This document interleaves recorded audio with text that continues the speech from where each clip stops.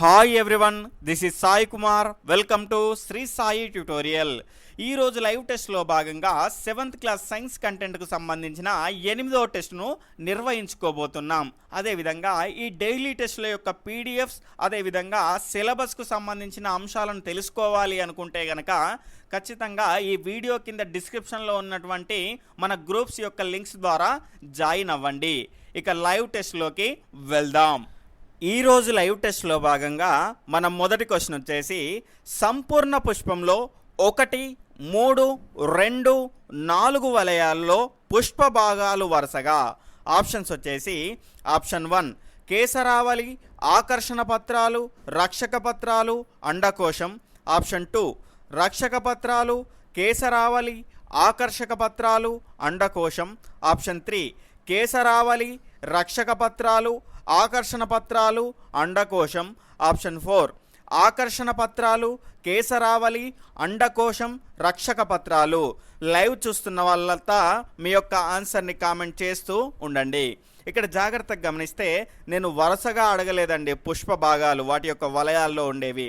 నేను ఏం అడిగాను అంటే 1, 3, 2, 4 వలయాల్లో ఉండేటువంటి భాగాలు ఏవి అని అడిగాను. ఇక్కడ చూసుకుంటే మన దీని యొక్క సరైన సమాధానం వచ్చేసి ఆప్షన్ 2. ఇక్కడ చూసుకుంటే మొదటి వలయంలో ఏముంటాయంటే రక్షక పత్రాలు ఉంటాయి. అదేవిధంగా 3వ వలయంలో కేసరావళి ఉంటుంది. దాని తర్వాత 2వ వలయంలో ఆకర్షక పత్రాలు ఉంటాయి. అదేవిధంగా 4వ వలయాన్ని చూసుకుంటే అందులో అండకోశం ఉంటుంది, గమనించాలి. ఈ విధంగా మనం నేర్చుకోవాలి. ఏ వలయాన్ని అడిగినా ఖచ్చితంగా చెప్పే విధంగా నేర్చుకోవాలి. తర్వాత రెండవ క్వశ్చన్ వచ్చేసి క్రింది వాటిలో ఏకలింగ పుష్పం కానిది ఏది? ఆప్షన్స్ వచ్చేసి ఆప్షన్ 1 తూటిపూలు, ఆప్షన్ 2 దోస, ఆప్షన్ 3 సోర, ఆప్షన్ 4 కాకర. దీని యొక్క సరి అయిన సమాధానం వచ్చేసి ఆప్షన్ 1 తూటిపూలు. ఇక్కడ చూసుకుంటే తోటిపూలు అనేటివి ఏంటంటే సంపూర్ణ పుష్పాలు. ఇది ద్విలింగ పుష్పాలు, అంటే ఒకే పుష్పంలో 2 ప్రత్యుత్పత్తి వ్యవస్థలు ఉంటాయి. అంటే పురుష ప్రత్యుత్పత్తి వ్యవస్థ ఉంటుంది, అదేవిధంగా స్త్రీ ప్రత్యుత్పత్తి వ్యవస్థ ఉంటుంది. ఇక్కడ చూసుకుంటే దోస, సోర, కాకర వీటిలో ఏదైనా ఒకే ఒక ప్రత్యుత్పత్తి వ్యవస్థ ఉంటుంది, గమనించాలి. అందుకే వీటిని ఏకలింగ పుష్పాలు అంటాము. అదేవిధంగా వీటిని ఏమంటాము అంటే ద్విలింగ పుష్పాలు అంటాము. తర్వాత మూడవ క్వశ్చన్. ఇక్కడ జాగ్రత్తగా గమనిస్తే ఏ క్వశ్చన్ అయినా నేను క్వశ్చన్ చదివి ఆప్షన్స్ చదివే లోపు మీరు ఆన్సర్ చేస్తూ ఉండాలి. ఆ రకంగా ఫాస్ట్గా అండ్ కరెక్ట్గా చేయడం మీరు ప్రాక్టీస్ చేసుకుంటే మీకు ఎగ్జామ్లో ఈజీ అవుతుంది. ఇక్కడ చూసుకుంటే మూడవ క్వశ్చన్ వచ్చేసి క్రింది వాటిలో సరైన దాన్ని ఎంచుకోండి. స్టేట్మెంట్ 1 సంపూర్ణ పుష్పాలన్నీ ద్విలింగ పుష్పాలు. స్టేట్మెంట్ 2 అసంపూర్ణ పుష్పాలన్నీ ఏకలింగ పుష్పాలు. ఆప్షన్స్ వచ్చేసి ఆప్షన్ 1 1 మాత్రమే సరి అయినది, ఆప్షన్ 2 2 మాత్రమే సరి అయినది, ఆప్షన్ 3 1, 2 సరి అయినవి, ఆప్షన్ 4 ఏది కాదు.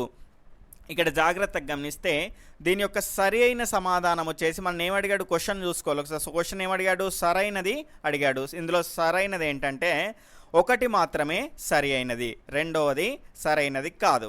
ఇక్కడ చూసుకుంటే జాగ్రత్తగా గమనిస్తే సంపూర్ణ పుష్పాలన్నీ ద్విలింగ పుష్పాలు, అంటే 2 ప్రత్యుత్పత్తి వ్యవస్థలు సంపూర్ణ పుష్పాల్లో ఉంటాయి. ఇక్కడ చూసుకుంటే అసంపూర్ణ పుష్పాలన్నీ ఏకలింగ పుష్పాలు అన్నాను, అంటే ఒకే ఒక ప్రత్యుత్పత్తి వ్యవస్థ కలిగి ఉంటుంది అన్నాను. అంటే ఇక్కడ చూసుకుంటే ఇది రాంగ్ స్టేట్మెంట్. ఎందుకంటే లిల్లీ పువ్వు చూసుకుంటే మనకు లిల్లీ పువ్వులో 2 ప్రత్యుత్పత్తి వ్యవస్థలు ఉంటాయి, కానీ అందులో ఆకర్షక పత్రము అదేవిధంగా రక్షక పత్రం 2 కలిసి ఉంటాయి.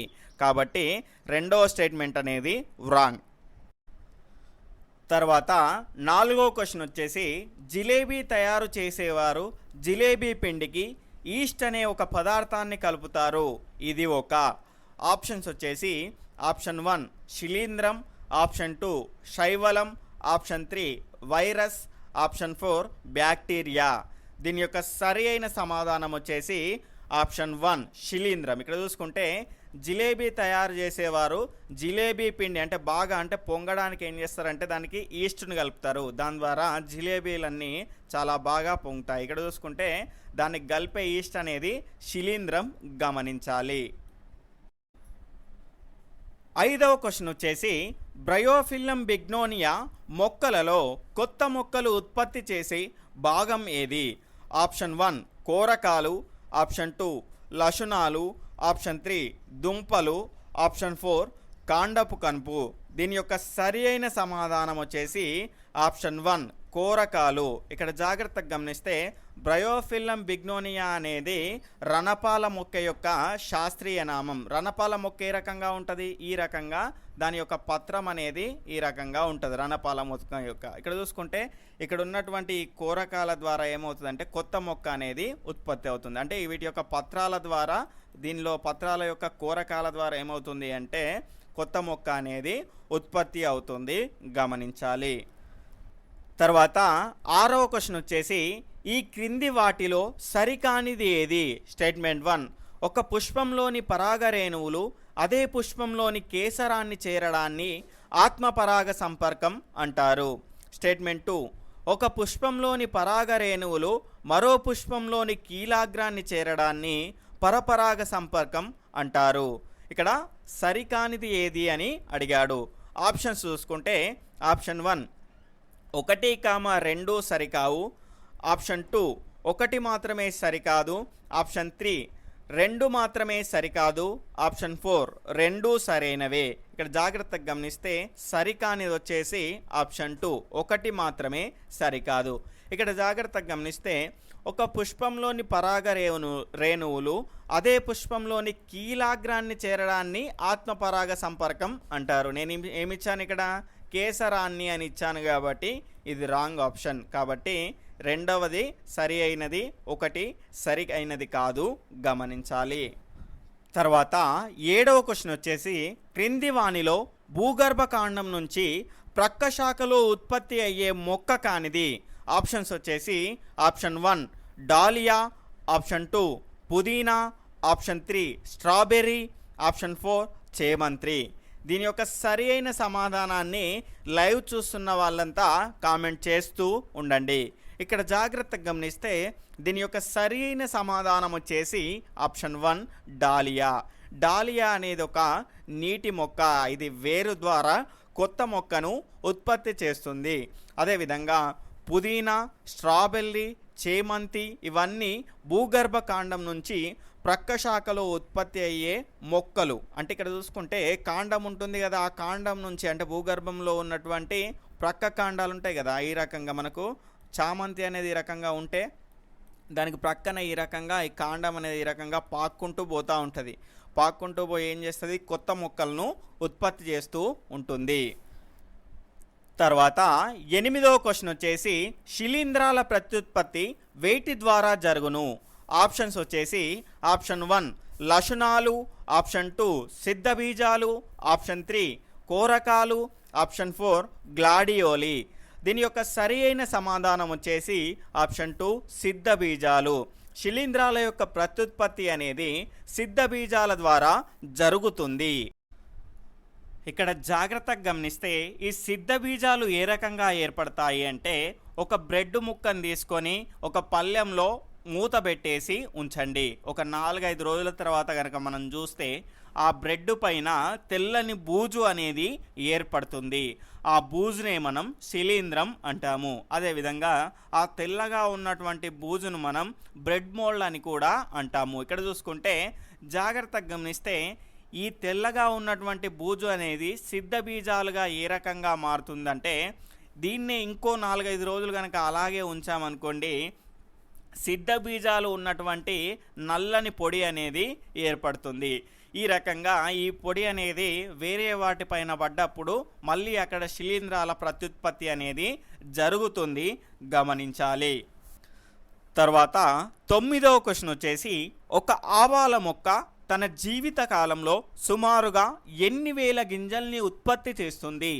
ఆప్షన్స్ వచ్చేసి ఆప్షన్ 1 10,000, ఆప్షన్ 2 16,000, ఆప్షన్ 3 13,000, ఆప్షన్ 4 15,000. దీని యొక్క సరి అయిన సమాధానం వచ్చేసి ఒక ఆవాల గింజ దాని యొక్క జీవిత కాలంలో 10,000 గింజల్ని ఉత్పత్తి చేస్తుంది, గమనించాలి. ఈ మొక్కలన్నీ మొలిచి ఎదిగాయనుకోండి, ఒక 6 సంవత్సరాల కాలంలోనే భూగోళం మొత్తం ఆవాల చెట్లతో నిండిపోతుంది, గమనించాలి. తర్వాత 10వ క్వశ్చన్ వచ్చేసి, పువ్వు ప్రారంభమయ్యే చోట కాడ కొంచెం ఉబ్బెత్తుగా ఉండే భాగం ఏది?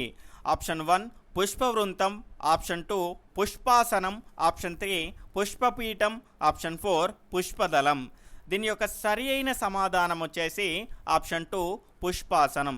ఇక్కడ జాగ్రత్తగా గమనిస్తే పుష్పం అనేది మనకు కాడతోటి అతుక్కొని ఉండే భాగం వచ్చేసి పుష్ప వృంతం.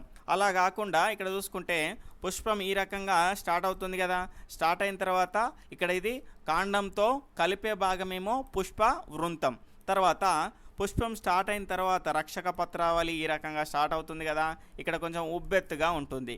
ఈ రకంగా ఉబ్బెత్తుగా ఉండేటువంటి భాగాన్ని మనం పుష్పాసనం అంటాము, గమనించాలి. ఇక్కడ జాగ్రత్తగా గమనిస్తే పుష్పంలోని భాగాలన్నీ కూడా ఈ పుష్పాసనం పైనే ఉంటాయి, ఇది కూడా గమనించాలి. తర్వాత 11వ క్వశ్చన్ వచ్చేసి, క్రింది వాటిలో సరి అయినది ఏది? స్టేట్మెంట్ 1 చూసుకుంటే చిలకడదుంప, దాలియా, క్యారెట్, ముల్లంగి, బీట్రూట్లో కొత్త మొక్క అనేది వేరు నుండి ఉత్పత్తి అవుతుంది. స్టేట్మెంట్ 2 చూసుకుంటే బంగాళదుంపలో క్రొత్త మొక్క రూపాంతరం చెందినటువంటి కాండం నుంచి ఉత్పత్తి అవుతుంది. ఇక్కడ ఆప్షన్స్ వచ్చేసి ఏమడిగాడు మనని, సరైనది ఏది అని అడిగాడు. ఆప్షన్ 1 1, 2 సరైనవి, ఆప్షన్ 2 1 మాత్రమే సరైనది, ఆప్షన్ 3 2 మాత్రమే సరైనది, ఆప్షన్ 4 ఏదీ కాదు. దీని యొక్క సరి అయిన సమాధానం వచ్చేసి ఆప్షన్ 1 1, 2 సరి అయినవే. ఇక్కడ జాగ్రత్తగా గమనిస్తే చిలకడదుంప, దాలియా, క్యారెట్, ముల్లంగి, బీట్రూట్ వీటిలలో కొత్త మొక్క అనేది వేర్ల నుండి ఉత్పత్తి అవుతుంది. ఇక్కడ చూసుకుంటే రెండవ స్టేట్మెంట్ మీకు కొంచెం డౌట్గా ఉండొచ్చు. ఇక్కడ జాగ్రత్తగా గమనించండి, బంగాళదుంపలో కన్నుల ద్వారా కొత్త మొక్క ఏర్పడుతుంది అంటాం. ఇక్కడ జాగ్రత్తగా గమనించండి, దుంప అనేది ఏంటండి, కాండం యొక్క ప్రతిరూపమే కదా, దానిపైన వచ్చిన కన్నుల ద్వారా ఏర్పడ్డప్పటికీ మొత్తానికి మెయిన్గా మనకు దేని నుంచి వచ్చినట్టు, అది కాండం నుంచి వచ్చినట్టే కదా. ఎందుకంటే బంగాళదుంప చెట్లు అనేటివి వాటి కాండంలో దుంపలను స్టోర్ చేసుకుంటాయి, అంటే కాండంలో ఉన్నట్టు కదా మెయిన్గా. కాబట్టి బంగాళదుంపలో కొత్త మొక్క అనేది రూపాంతరం చెందిన కాండం నుంచి ఉత్పత్తి అవుతుంది. ఒకవేళ కన్నులు అని గిట్ట ఆప్షన్ కనుక ఉంటే అది కూడా సరి అయింది. తర్వాత 12వ క్వశ్చన్ వచ్చేసి, క్రింది వాటిలో సరికానిది ఏది? స్టేట్మెంట్ 1 చూసుకుంటే అలెగ్జాండర్ ఫ్లెమింగ్ అనే శాస్త్రవేత్త కనుగొన్న శిలీంధ్రం వచ్చేసి పెన్సిలిన్. రెండో స్టేట్మెంట్ వచ్చేసి, రెండో ప్రపంచ యుద్ధంలో పెన్సిలిన్ ద్వారా ఎంతోమంది ప్రాణాలను కాపాడారు. ఇక్కడ ఏమడిగాడు మనని, సరికానిది ఏది అని అడిగాడు.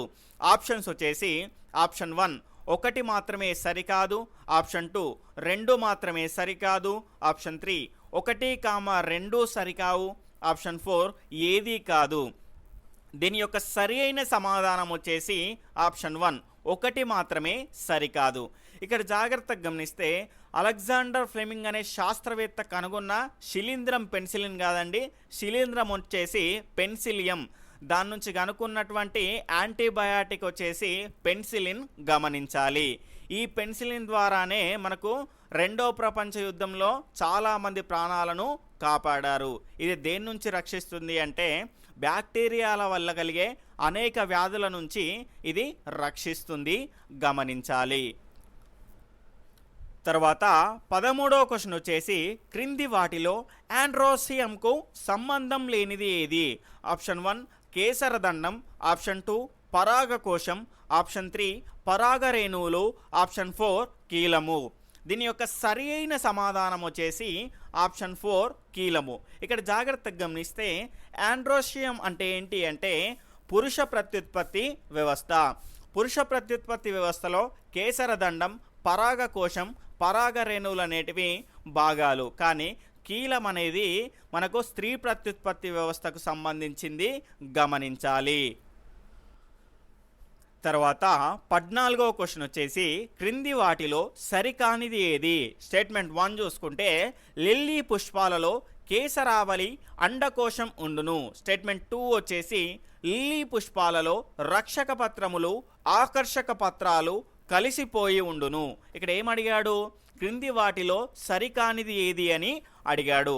ఇక్కడ ఆప్షన్స్ వచ్చేసి ఆప్షన్ 1 1, 2 సరికావు, ఆప్షన్ 2 1 మాత్రమే సరికాదు, ఆప్షన్ 3 2 మాత్రమే సరికాదు, ఆప్షన్ 4 ఏదీ కాదు.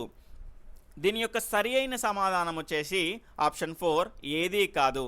ఎందుకంటే ఇక్కడ చూసుకుంటే సరికానిది అడిగాడు, ఇవి రెండూ కూడా సరి అయినవి. ఎందుకంటే లిల్లీ పుష్పాలలో కేసరావళి అండకోశం రెండూ ఉంటాయి. ఇక్కడ జాగ్రత్తగా గమనిస్తే ఇది ద్విలైంగిక పుష్పమైనటువంటి అసంపూర్ణ పుష్పం, ఇక్కడ జాగ్రత్తగా గమనించాలి. తర్వాత లిల్లీ పుష్పాలలో రక్షక పత్రాలు ఆకర్షక పత్రాలు కలిసిపోయి ఉంటాయి, గమనించాలి. ఇక్కడ సరికానిది అడిగాడు, ఇవి రెండూ సరైనవే కాబట్టి ఇందులో సరికానివి ఏవీ లేవు కాబట్టి మన యొక్క ఆన్సర్ వచ్చేసి ఏదీ కాదు, గమనించాలి. తర్వాత 15వ క్వశ్చన్ వచ్చేసి మొక్కలలో పునరుత్పత్తి గురించి మొట్టమొదటిసారిగా పరిశోధన చేసిన శాస్త్రవేత్త ఎవరు? Option 1 Aristotle, option 2 Theophrastus, option 3 Alexander Fleming, option 4 Stephen Hills. దీని యొక్క సరి అయిన సమాధానం వచ్చేసి ఆప్షన్ 2 థియోప్రాస్టస్. ఇక్కడ చూసుకుంటే ఈయన మొక్కలలో పునరుత్పత్తి గురించి మొట్టమొదటిసారిగా పరిశోధన చేసిన శాస్త్రవేత్త, గమనించాలి. తర్వాత మరికొద్ది రోజుల్లో అన్ని సబ్జెక్ట్స్ సంబంధించినటువంటి ప్రీవియస్ క్వశ్చన్స్ అనేటివి ఏ విధంగా వచ్చాయి, ఏ అంశాల నుండి ఎక్కువగా అడుగుతున్నాడు, అదేవిధంగా వాటిని ఏ రకంగా ప్రిపేర్ అవ్వాలి అని విశ్లేషణతో కూడినటువంటి క్లాసెస్ నిర్వహించడం జరుగుతుంది. అదేవిధంగా మా ఛానల్ అనేది మీ యొక్క ప్రిపరేషన్లో ఉపయోగపడుతుంది అని నేనైతే అనుకుంటున్నాను. మీరు అలానే భావిస్తే కనీసం ఈ క్లాసెస్ని మీరు చూసిన తర్వాత ఒక్కరికైనా షేర్ చేయండి. ఆ విధంగా చేయడం ద్వారా మన సర్వీస్ని మీరు చాలామందికి రీచ్ చేసిన వాళ్ళు అవుతారు. అదేవిధంగా మన ఛానల్ని కనుక కొత్తగా ఎవరైనా చూస్తున్న వాళ్ళు ఉంటే ఖచ్చితంగా రెడ్ కలర్లో ఉన్నటువంటి సబ్స్క్రైబ్ బటన్ని క్లిక్ చేసుకొని సబ్స్క్రైబ్ చేసుకోండి. అదేవిధంగా పక్కన్నటువంటి ఆల్ నోటిఫికేషన్ బెల్ ఐకాన్ని క్లిక్ చేయండి. అదేవిధంగా వీడియోను చూస్తున్న వాళ్ళంతా కంప్లీట్ అయిన తర్వాత ఒక లైక్ చేయండి. ఈ విధంగా చేయడం ద్వారా నాకు ఇన్స్పిరేషన్తో మరిన్ని క్లాసెస్ అనేటివి నిర్వహించడానికి ఉపయోగపడుతుంది. తర్వాత 16వ క్వశ్చన్ వచ్చేసి ఐరోపా వర్తకులు మన దేశానికి వచ్చినప్పుడు తమతో పాటు మన దేశానికి తెచ్చిన వాటిలో లేనిది ఏది? ఆప్షన్స్ వచ్చేసి ఆప్షన్ 1 టమాటా, ఆప్షన్ 2 జామ, ఆప్షన్ 3 పియర్, ఆప్షన్ 4 గోబీ పువ్వు. ఇక్కడ దీని యొక్క అడిషనల్ ఆప్షన్స్ కనుక చూసుకుంటే 1, 2, ఆప్షన్ 2 3, 4, ఆప్షన్ 3 3 మాత్రమే, ఆప్షన్ 4 ఏదీ కాదు. దీని యొక్క సరి అయిన సమాధానం వచ్చేసి ఆప్షన్ 4 ఏదీ కాదు. ఎందుకంటే ఐరోపా వర్తకులు మన దేశానికి వచ్చినప్పుడు తమతో పాటు తెచ్చినవి ఇవన్నీ అండి, టమాటా, జామ, పియర్, గోబీ పువ్వు. ఇందులో తేనివి ఏవి లేవు కాబట్టి ఇక్కడ మనకు లేనిది అడిగాడు, ఏవి లేవు కాబట్టి దాని యొక్క సరి అయిన సమాధానం వచ్చేసి ఏదీ కాదు, గమనించాలి. తర్వాత 17వ క్వశ్చన్ వచ్చేసి గాలి ద్వారా ప్రయాణం చెందే విత్తనాల్లో లేనిది ఏది? ఆప్షన్స్ వచ్చేసి ఆప్షన్ 1 ఆర్కిడ్, ఆప్షన్ 2 బంగారు గుంటల, ఆప్షన్ 3 డెండాలియన్, ఆప్షన్ 4 ఆవాలు.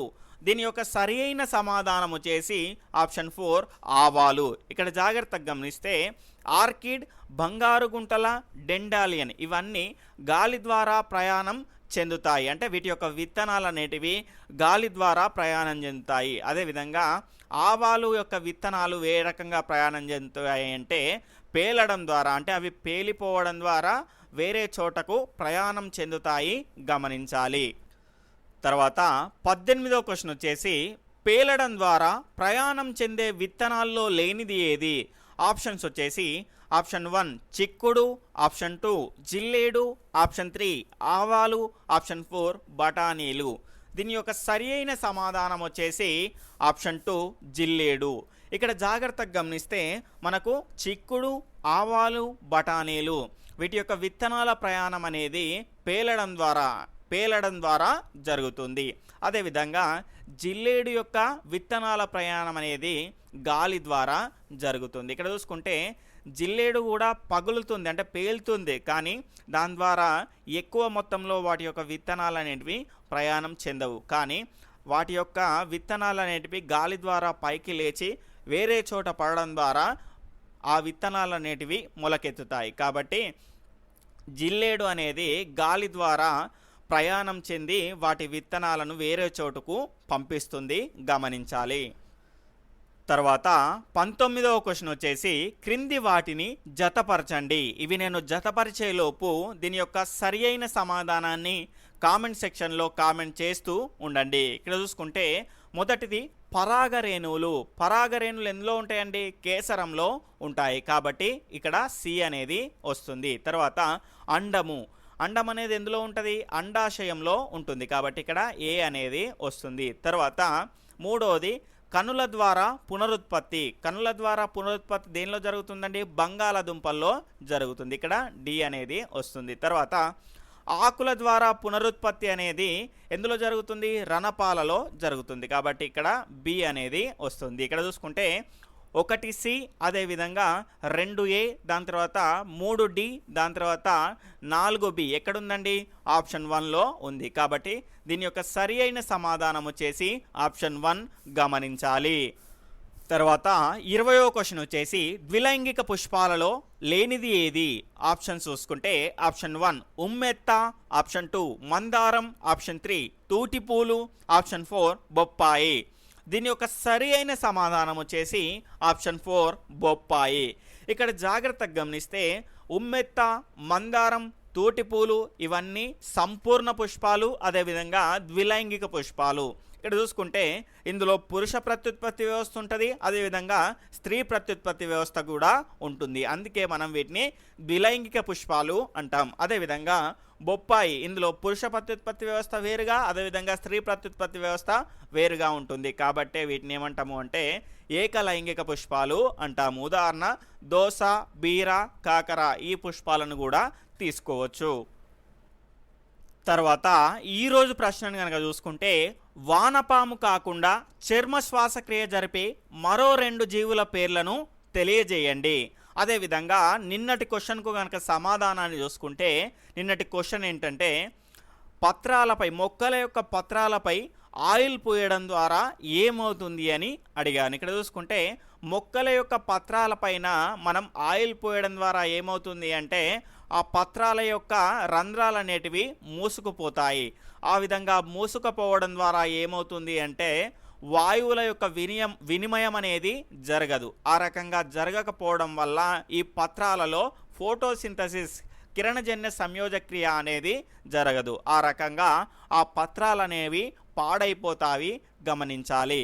తర్వాత ఇక్కడ చూసుకుంటే రేపటి సిలబస్ని కనుక చూసుకుంటే 14వ లెసన్ వచ్చేసి నీరు ఉన్నదే కొంచెం వృధా చేయకండి. అదేవిధంగా 15వ క్వశ్చన్ వచ్చేసి నేల మన జీవనం.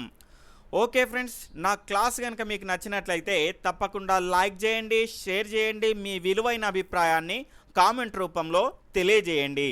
అదేవిధంగా ఎవరైనా కొత్త వాళ్ళు కనుక మన ఛానల్ని చూస్తూ ఉంటే తప్పకుండా రెడ్ కలర్లో ఉన్నటువంటి సబ్స్క్రైబ్ బటన్ని క్లిక్ చేసుకొని సబ్స్క్రైబ్ చేసుకోండి. అదేవిధంగా పక్కనటువంటి ఆల్ నోటిఫికేషన్ బెల్ ఐకాన్ని క్లిక్ చేయండి. Okay friends, bye, take care, Jai Hind.